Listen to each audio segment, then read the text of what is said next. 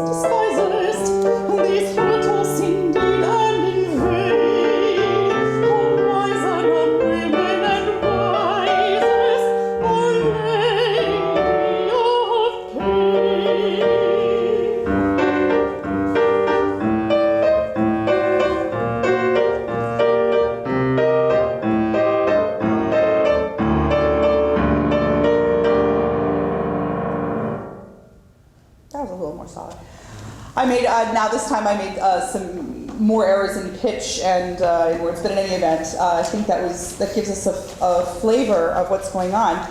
And I really dig the melody. It's like so wonderful. It totally sings itself. It's very organic and it's very much, it's exactly the kind of thing that singers like, in as much as, because it makes sense on the page, it frees up our brain a little bit more to make music. Now that's not to say that melody is the only thing that frees up a person's brain. Anything that's vocally well written, I don't care if it's tonal or non, has that effect. And that's the sort of like magic of good vocal writing, just achieving that balance. Was there anything that you wanted to say about the piece before Daniel and I made our comments? Not really, no. I want to ask you what you thought about the quicker tempo.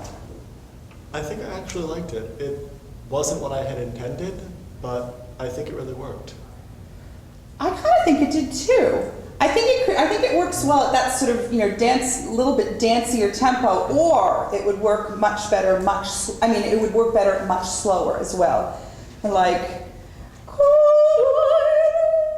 hide like a jewel. So it feels kind of like nightclub chanteuse standing around, last call 4 in the morning, cigarette hanging off lip, that kind of whole thing. In the middle, the sort of middle tempo that we did it the first time out, it doesn't really strike a chord in one thing or the other. But the quicker tempo, it has this kind of insouciance to it. But I don't know if the insouciance is what the poem needs or wants, so that's up to you. All of which is to say, even if you don't care particularly what range your tempo is in, at least mark a range of things that would be appropriate. And if you don't want to be specific with an actual metronome marking, at least give something evocative at the beginning, like, you know, fresh with vigor, or, you know, saucy, or, you know, feel free to use the adverb or adjective of your choice, as long as it really captures an image that makes sense. I actually love it when I get a piece of music that says something incredibly specific and weird. It's like, oh, as though with a limp. Like, oh, okay, well, all right, I'll go for it, yeah. But that really gives you something to work with. That's the thing. If you know that the composer had that in mind, then you're like, oh, I look at the entire thing differently. So if you had written it like lugubrious, like a mournful cabaret tune, that would completely change the way I interpret the poem. Or if you did, you know, sprightly with fire, or in the style of a Toreador song or something like that, that also would work. But whatever it is, it's very helpful up front to give us that feeling. I'm going to make a couple of suggestions, and forgive me for having barged in without asking first. You set the song very well. You set the text very well. It sort of goes along at a clip, and we get the sense of the strophes being there, but it's not so fast that the text is unintelligible. I'm going to suggest that just to keep it a little spicier, a little sparkier, that you add some dotted rhythms hither and yon. I started adding a few of my own gratuitously towards the end of the second run through. So it's not always dun da da dun da da dun da da dun da da dun da da dun da da. How about da-da, or just as a matter, a point of departure. Dun-da-da, dun-da-da, da-da-da, dun-da-da, da-da-da, da-da-da. There's all kinds of little ways you can remain true to your sense of how the melody needs to go. If you're going to use a quick rhythm like that, though, especially at a quick tempo, make sure that the word that you're relegating to the shortest of the notes is not a big, crispy one with tons of weird consonants in it. Better to put them on words we would naturally skip over a little bit when speaking the poem, conjunctions, articles. Don't relegate anything to a short, unaccented beat that is of vital importance to our understanding of the text. I would also suggest that you mix up I'm stepping into your realm here for a second, but mix it up a little bit more with the piano accompaniment. You've got a very specific rhythmic and harmonic language. It's a very clear style that you establish in the first verse. But there are all kinds of variants within that sort of vaguely Spanish, sort of Latin style of writing. Maybe instead of doing always just straight up chordal writing in the right hand, have one verse where they're sort of strung like a guitar,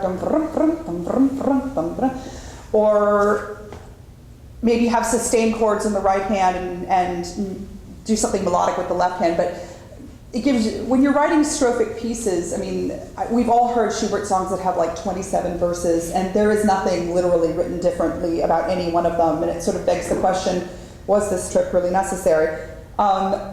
I think that is certainly a valid choice, and I uphold Schubert in any way I humanly can, but I think if you are writing strophic pieces, no poem I can think of is meant to be delivered. How am I trying to say this? Each stanza of any poem demands something different, regardless of the subject matter, and I think that should have utterance in the musical choices you make as well. Daniel, you want to say something? Yeah, just quickly, first of all, dynamics would help. It was kind of fun, actually, to make them up on our own, and you gave us that liberty, but it can be unsettling to performers to have to do that. Again, we want to know what's going on in your head, and everything you can write helps us do that. In the same vein, I think you could show me better the relationship of these notes in the piano part. And I took some liberties in doing a little slur staccato. But I could have played it. So I think it's your choice to make. and there are infinite possibilities, but some slur staccato combination that tells me the gesture you're going for. And then the only other thing I wanted to add, besides encouraging you to elaborate as the strophes, as we get through different verses, be careful, sometimes you only use 1/8 note in the right hand. So you go from,